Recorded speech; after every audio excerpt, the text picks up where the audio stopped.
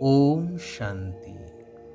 सर्वोच्च पिता परमात्मांकर महान आत्मिक संतान मानंकु हार्दिक शुभेच्छा जणाई आजिर प्रभु चिंतनर आलोचना परिसर को मो समस्तंकु हृदयर सहित अभिनंदन जणाउछि। कुहा जाए भगवानंकु दिने ना दिने आसिबाकु पड़िबो भक्तिर फल देवा पाई। तेबे एथिरु स्पष्ट जे भगवान जी निराकार से अलगा केउठी रहउछंती। निश्चय एठी सेठी सर्वत्र नुहंती। जदि सर्वत्र होई थांते तेबे भक्तिर किछि आवश्यकता न थांता। तीर्थ व्रत दान धर्म पूजा पाठ आदि किछि करिबाकु पड़ी न थांता। परंतु यह सृष्टि नाटकर अपरिहार्य नियमरे समस्ते बंधा। आमे माने भक्ति करी करी थकी जिबा परे अर्थात मुक्तिर पथ न पाई हताश हेई गले भगवान को आसीबाकु पड़ी थाए समस्तंकु मुक्ति आउ जीवन मुक्ति प्रदान करिबा पाई, जहाको शास्त्रीय भाषा रे कहा जाए कि भगवानंकु भक्तिर फल देवा पाई आसीबाकु पड़िला।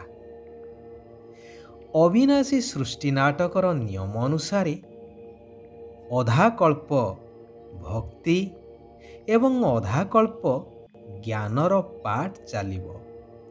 अर्थात अधा समय सुख अधा समय दुख समस्तंकु एई गति देई जीवाकु ही पड़िबो। सत्य त्रेतया द्वापर कली चारि जुग संपूर्ण हेबा परे कलीर तम प्रधान संस्कार को परिवर्तन करी सत्य जुगी सतो प्रधान संस्कार धारण करिवार समय अर्थात रिहर्सालर समय एई मध्यवर्ती कल्याणकारी पुरुषोत्तम संगम समय रे ही होई थाए, जहाकू आत्मिक ज्ञान कुहा जाए। जेउ ज्ञान स्वयं आत्मिक पिता परमात्मा आसी शिक्षा देई थांती। एही ज्ञानर फलस्वरूप अधा कल्प सत्य आउ त्रेतया दुई जुग मनुष्य दैवी गुण संपन्न देवी देवता ही प्राप्ति स्वरूप सुख शांति भरा स्वर्ग राज्यर अधिकार को भोग करि थाए। एहा परे द्वापर आउ कली दुई जुग आत्मविस्मृत होई देह अभिमान कारण वशतः पांच विकारर प्रभाव रे आसी दुख शांति भोग करि थाए एवं सेथिरु मुक्ति पाइबा पाई भक्तिर कर्मकांड करि थाए। अर्थात मंदिर आदि को जाई मागिबाकु लागि थाए।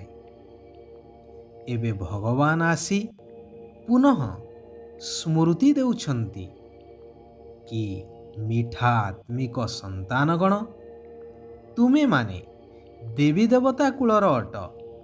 तुमकु एबे पूजारी रु पूज्य हेबाकु पड़िबो। बाबा तुम समस्तंकु भक्तिर फल देवा पाई आसीछंती। तेणु एबे सबु किछि छाड़ी मोरी शरणापन्न हुआ अर्थात एक मोरी श्रीमतरे चाल। तेबे तुमर जन्म जन्मांतरर पाप विनाश जाई आत्मा पवित्र सतोप्रधान होई दैवी गुण युक्त होई जीव।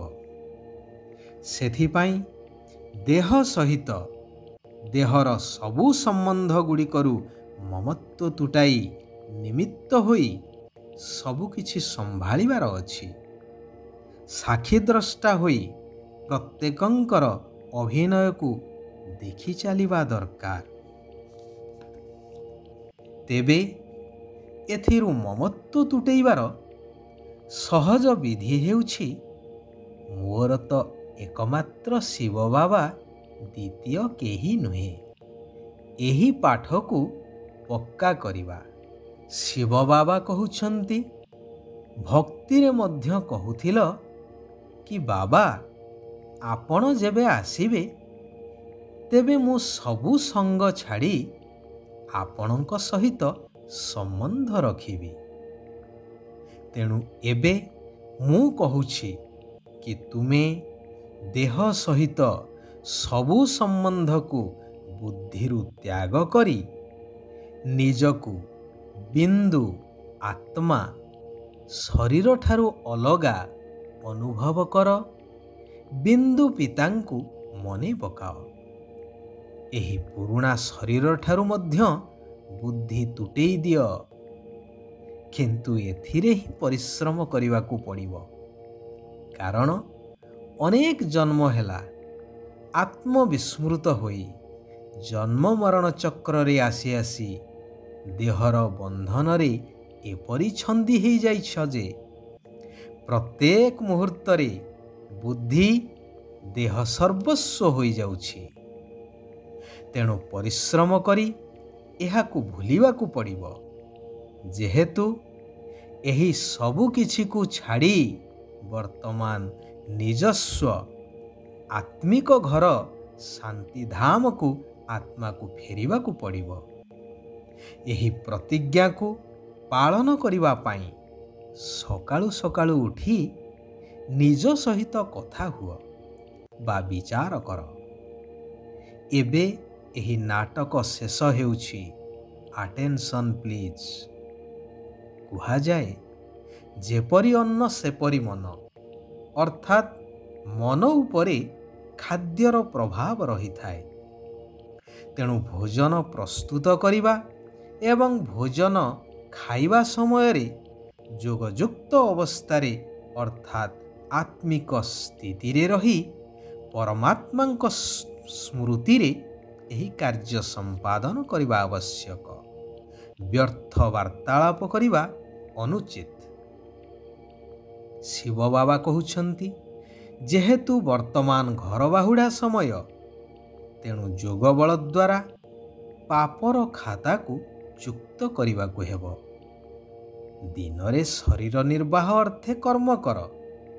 ରାତ୍ରିରେ ଜାଗ୍ରତ ରହି ନିଜ ସହିତ ନିଜେ କଥାବାର୍ତ୍ତା କର। ବିଚାର କର ଯେ ଏହି ନାଟକ ଶେଷ ହେବାକୁ ଯାଉଛି। ଆମେ ଏବେ ଘରକୁ ଅର୍ଥାତ୍ ପରମଧାମ ଘରକୁ ଫେରିଯିବୁ। ସେଥିପାଇଁ ବଞ୍ଚି ଥାଉଁ ଥାଉଁ ଦେହର ସମ୍ବନ୍ଧୀ ବସ୍ତୁ ବୈଭବ ଆଦିଠାରୁ ମମତ୍ୱ ତୁଟାଇ ଦିଅ। ଡବଲ ନିଶାଯୁକ୍ତ ସ୍ଥିତି ଦ୍ୱାରା ସର୍ବଦା ନିର୍ବିଘ୍ନ ରହୁଥିବା ବିଶ୍ୱ ପରିବର୍ତ୍ତକ ହୁଅ। କାରଣ ତୁମେମାନେ ମାଲିକ ମଧ୍ୟ ଅଟ ଏବଂ ବାଳକ ମଧ୍ୟ। ଯେତେବେଳେ ଯେଉଁ ସ୍ଥିତିର ଆବଶ୍ୟକତା ରହିଛି ସେହି ସ୍ଥିତିରେ ସ୍ଥିତ ହୋଇଯାଅ। ଏହିଭଳି ଡବଲ ନିଶା ସର୍ବଦା ନିର୍ବିଘ୍ନ ଜୀବନର ଅନୁଭବ କରାଇବ ଏବଂ ଏହିଭଳି ଆତ୍ମାମାନଙ୍କୁ ବିଘ୍ନ ବିନାଶକର ଉପାଧି ପ୍ରାପ୍ତ ହୋଇଯାଏ। କେବଳ ନିଜ ପାଇଁ ନୁହେଁ, ପରନ୍ତୁ ସାରା ବିଶ୍ୱର ବିଘ୍ନ ବିନାଶକ, ବିଶ୍ୱ ପରିବର୍ତ୍ତକ। ସେମାନଙ୍କ ସମ୍ମୁଖରେ ବିଘ୍ନ ମଧ୍ୟ ସ୍ୱତଃ ଦୁର୍ବଳ ହୋଇଯାଏ। ଯଦି ନିଜର ଡବଲ ଲାଇଟ୍ ସ୍ୱରୂପରେ ସ୍ଥିତ ରହିବ, ତେବେ ସବୁ ବୋଝ ସମାପ୍ତ ହୋଇଯିବ। ଡବଲ ଲାଇଟ୍ ଅର୍ଥାତ୍ ପ୍ରକାଶ ସ୍ୱରୂପ ଏବଂ ହାଲୁକା ସ୍ଥିତି। ଆଚ୍ଛା, ଆଜି ପାଇଁ ଏଇଠାରେ ଆମେମାନେ ବିରାମ ନେବା। ପୁନଶ୍ଚ ଆସନ୍ତାକାଲି ଆମେମାନେ ସେହି କଲ୍ୟାଣକାରୀ ପରମାତ୍ମାଙ୍କର ଆଉ କିଛି କଲ୍ୟାଣକାରୀ ମହାବାକ୍ୟକୁ ଶ୍ରବଣ କରିବା। ନିଜ ଜୀବନରେ ଧାରଣ କରି ନିଜ ଜୀବନକୁ ପରିବର୍ତ୍ତନ କରିବା ସହିତ ସାରା ବିଶ୍ୱକୁ ପରିବର୍ତ୍ତନ କରିବାର କାର୍ଯ୍ୟରେ ସହଯୋଗ କରିବା। ଓମ୍ ଶାନ୍ତି। ଓମ୍ ଶାନ୍ତି। ଓମ୍ ଶାନ୍ତି।